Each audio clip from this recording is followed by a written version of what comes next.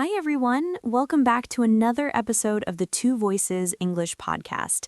I'm Mia, and today I am feeling very creative because we are talking about a beautiful topic, art. Hi, Leo. Are you ready to get artistic today? Hi, Mia. Hello to all our listeners. Yes, I am ready. Art is a huge topic, but it's also a very personal one. Many people feel intimidated by art. They think it's only for rich people or experts who spend all day in museums. But today we want to show you that art is for everyone. Exactly. I remember when I was a student, I was actually afraid of art class. I thought, oh no, I can't draw a perfect circle, so I'm not good at art. I think many of our listeners feel the same way. They see a masterpiece and think, I could never do that. That's a common mistake, Mia. We need to start by asking a simple question. What is art? Is it just a painting on a wall, or is it something more? If you look at the history of humans, we have been making art since we lived in caves. We didn't do it to sell it, we did it to tell a story. I love that. So art is storytelling without words? In a way, yes. Think about the clothes you chose to wear today, Mia. You chose that bright yellow sweater. Why? Because it makes me feel happy and energetic. There you go. That is an artistic choice. You're expressing your mood through color. Art is simply the process of taking an internal feeling, like happiness, sadness, or curiosity, and turning it into something external that others can see, hear, or touch. That makes art sound much more friendly. But Leo, some art is very strange. Last week, I saw a picture in a gallery that was just a black square on a white background. I looked at it and thought, Leo, I can do that in 2 minutes. Why is that considered great art, while my stickman drawings are just, well, stickman drawings? Haha, that's the classic I could do that argument. It's a great point. The difference often lies in the idea and the context. That artist might be the first person to ever say, I want to show pure emptiness.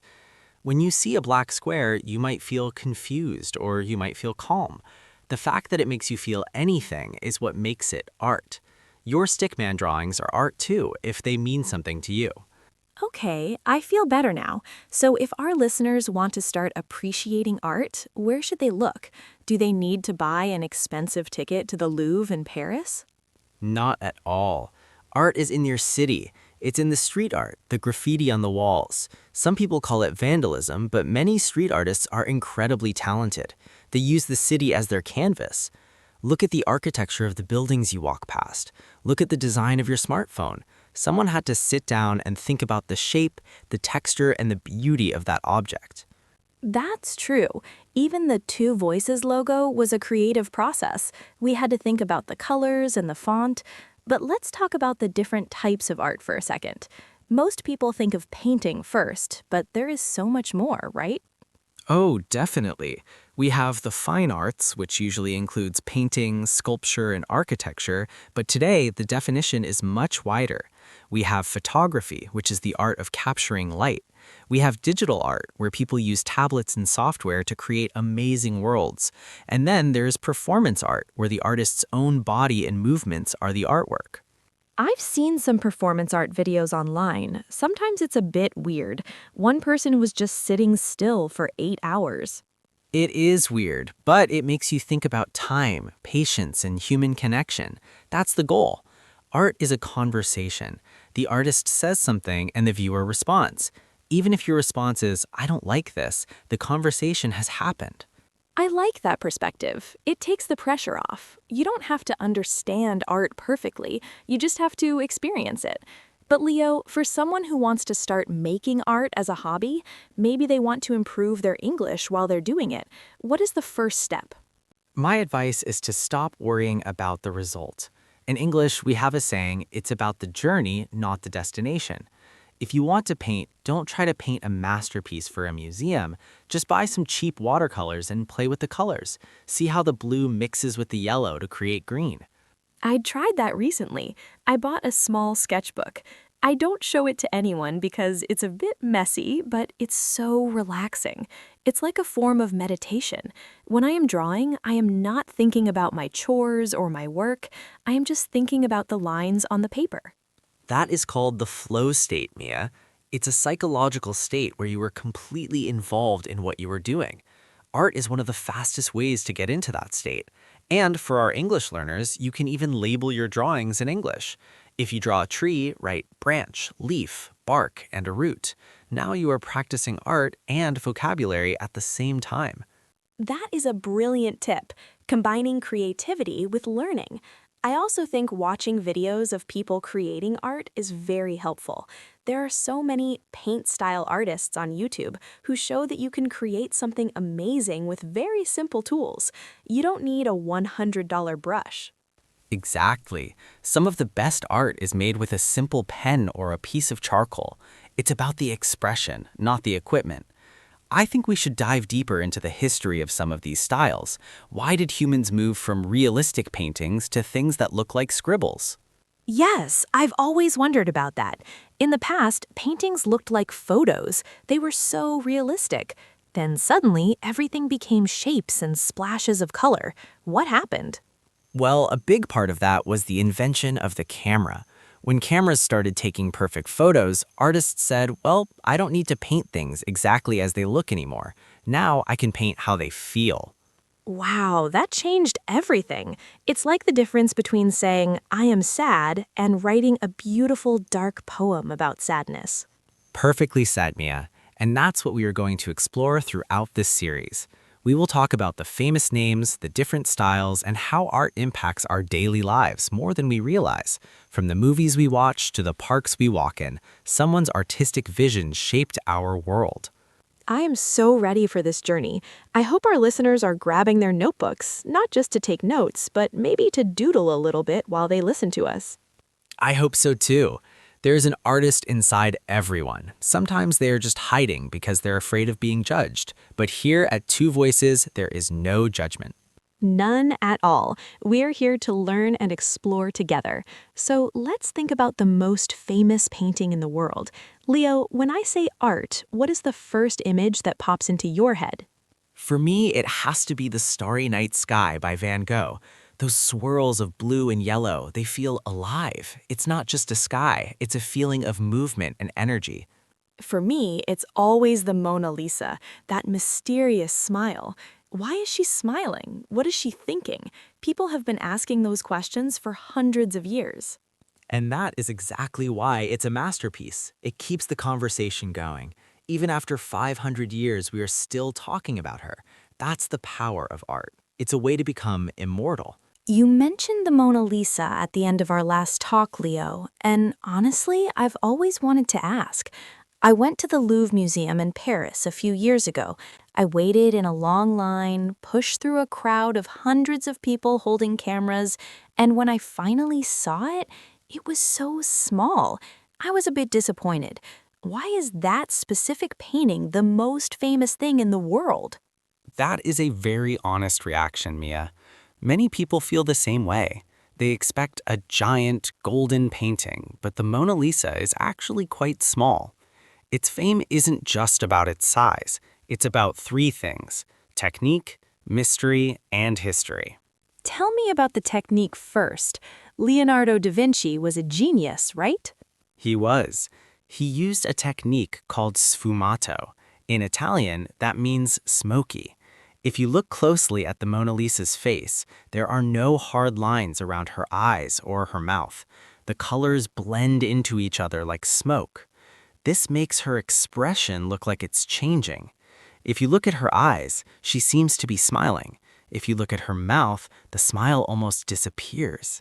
That's incredible. It's like the painting is alive. But you said history played a part too. Yes, believe it or not, the Mona Lisa wasn't this famous until 1911. That year, it was stolen from the museum. It was missing for 2 years. Suddenly, its face was in every newspaper in the world. People who didn't care about art before were talking about the missing lady. When it was found and returned, it became a global superstar. So a crime made it famous? That's a plot for a movie. It shows that sometimes the story around the art is just as important as the art itself. Exactly. Speaking of stories, let's talk about another artist who is loved by everyone today but was very lonely during his life, Vincent van Gogh. Oh, I love Van Gogh. His colors are so bright and thick, but his life was very sad, wasn't it? It was. Van Gogh only sold one painting in his entire life. He was poor, he struggled with his mental health, and he often felt like a failure. But he never stopped painting. He painted because he had to. When you look at The Starry Night, you aren't just looking at a sky. You were looking at how Vincent felt about the sky. Those swirls in the sky, they look like wind or energy. Most artists back then painted the sky very flat and realistic. Why did he use such thick paint? He used a style where the brush strokes are very visible. You can see the movement of his hand. He didn't want to show you what a tree looked like. He wanted to show you how a tree sighed in the wind. This is why we call it expressionism. He expressed his internal soul on the canvas. Today, his paintings sell for hundreds of millions of dollars. It's so sad that he never knew how much people would love his work. It makes me think about value. Why is one piece of paper worth millions and another worth nothing? Is it just because the artist is famous? That's a complex question. Part of the value comes from the first factor. For example, Claude Monet. He started a movement called Impressionism. At first, critics hated it. They said these paintings look unfinished. They look like just an impression of a scene, not a real painting. And Monet said, exactly, that's the point, right? Precisely. He wanted to capture the light. If you look at his paintings of water lilies, he doesn't draw every petal. He draws the light hitting the water. Because he was one of the first people to break the rules of perfect painting, his work became historically priceless. He opened the door for everyone else to be free. I think that's a great lesson for our listeners. Sometimes being perfect is boring. Being different or being the first person to try a new messy style is what changes the world. I agree. Think about Pablo Picasso. Everyone knows his name.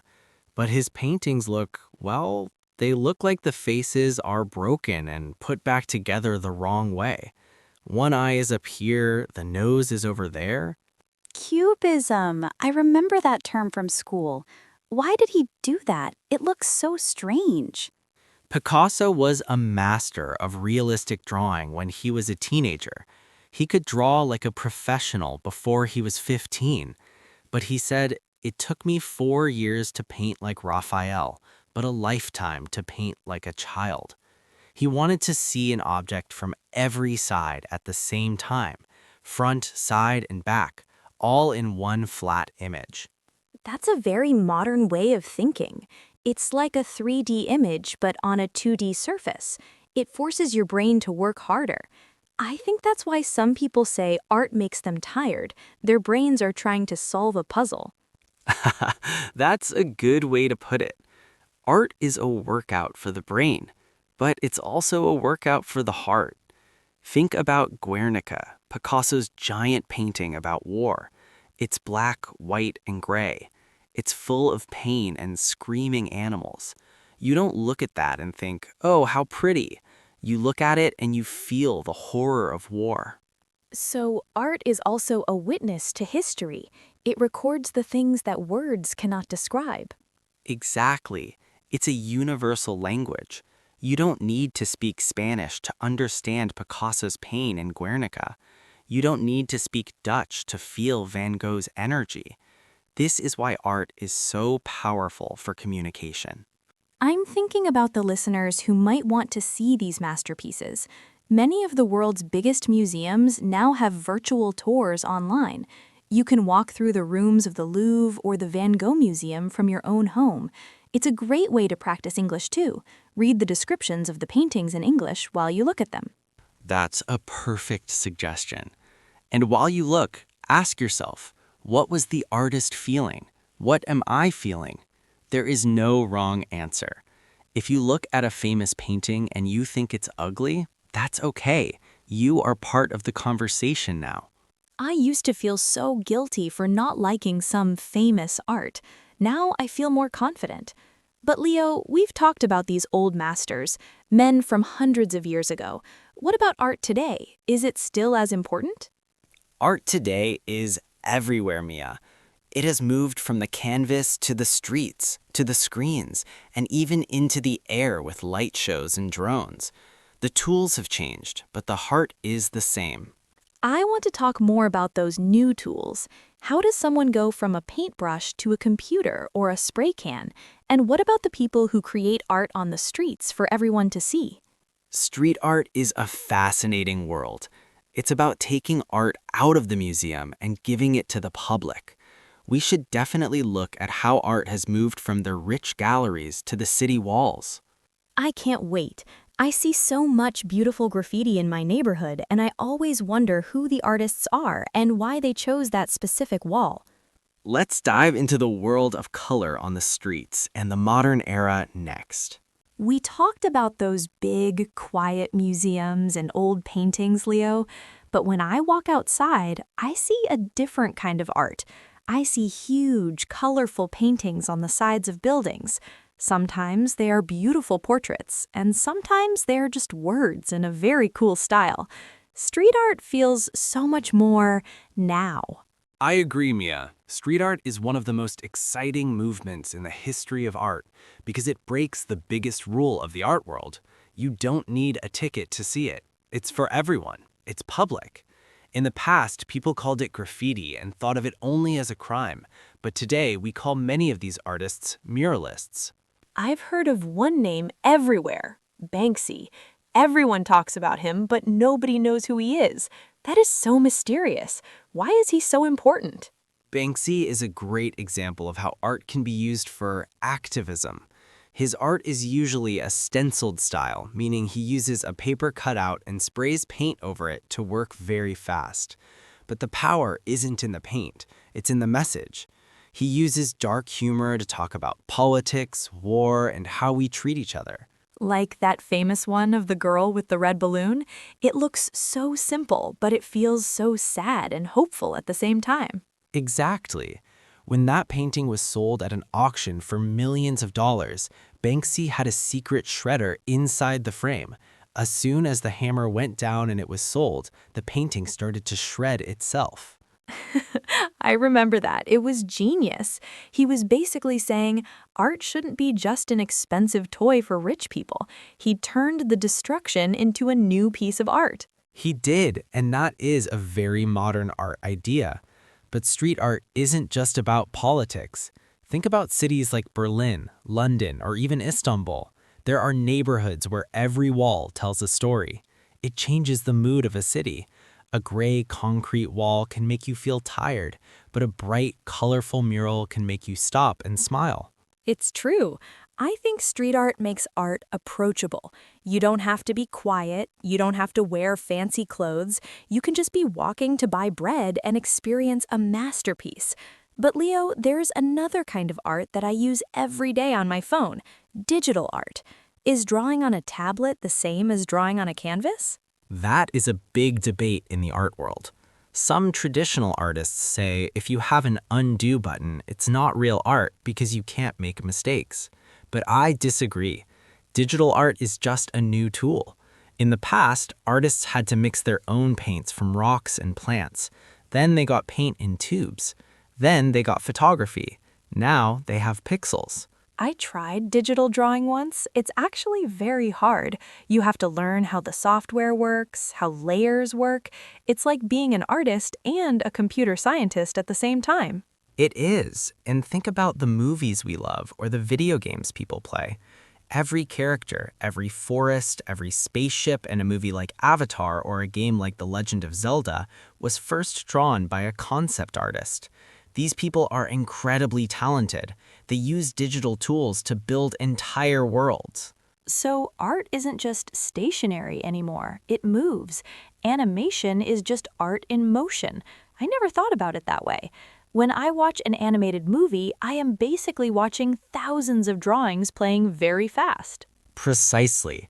And now we have something even newer and more controversial: AI art. Programs where you type a cat drinking tea in the style of Van Gogh, and the computer creates it in seconds. Oh, I have a lot of feelings about that. It feels a bit like cheating, doesn't it? Where is the human in that? That is the big question for our century. Many artists are worried, but others say it's just another tool. I use the AI to get an idea and then I change it with my own hands. It's a very strange time for art. But remember what we said in part 1. Art is expression. Can a machine express a feeling?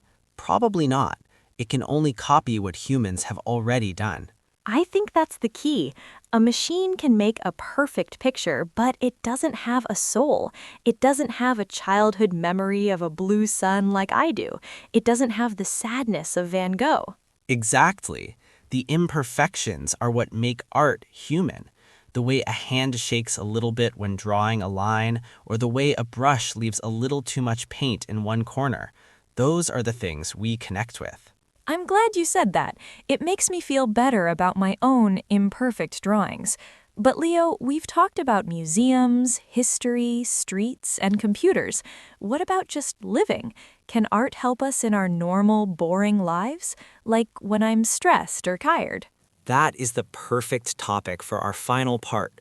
Art isn't just something you look at, it's something you use. It can be a medicine for the mind. Medicine for the mind. I love that phrase. I want to talk about art therapy and how our listeners can use these ideas to feel better every day. Let's do it.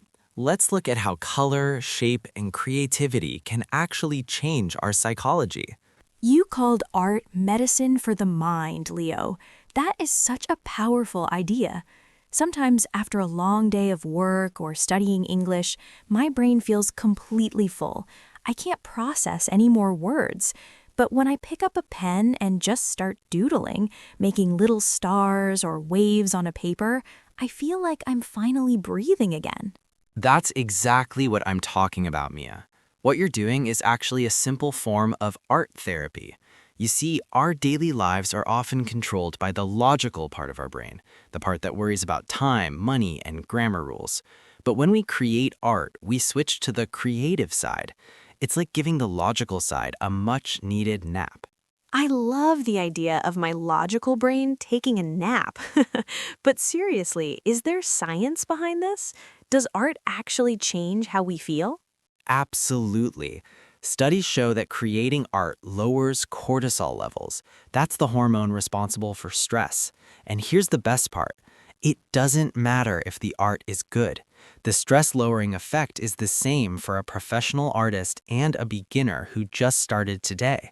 That is so encouraging for our listeners. So if someone is listening to this and feeling stressed about their English exam or their job, they don't need to be a master.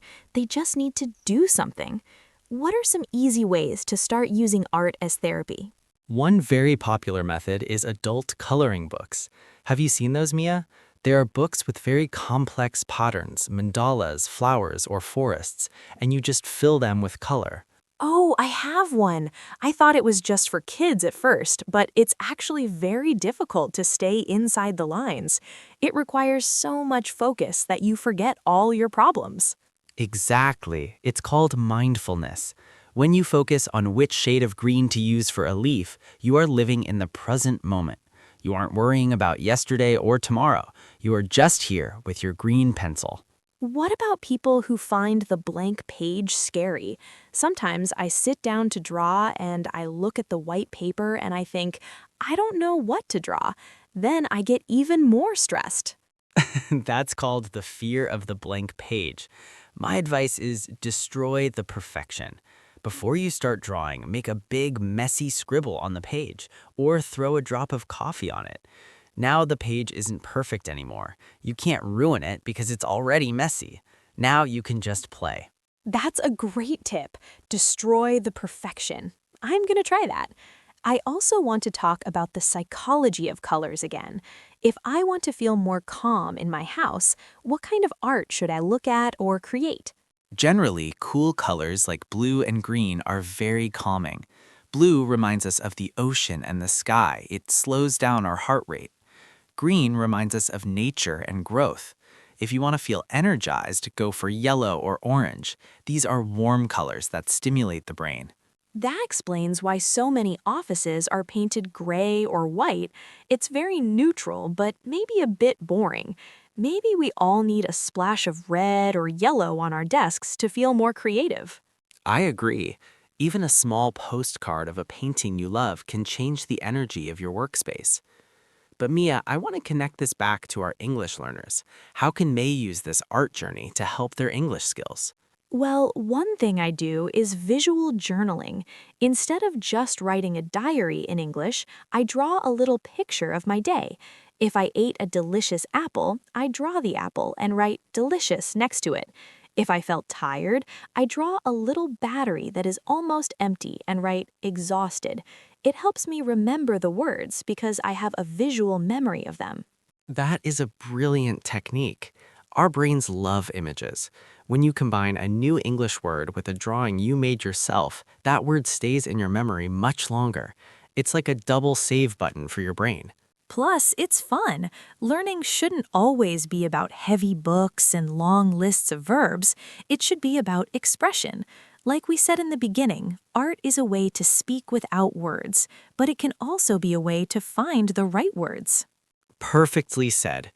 As we finish this series, I want to leave our listeners with a challenge. Don't just listen to us.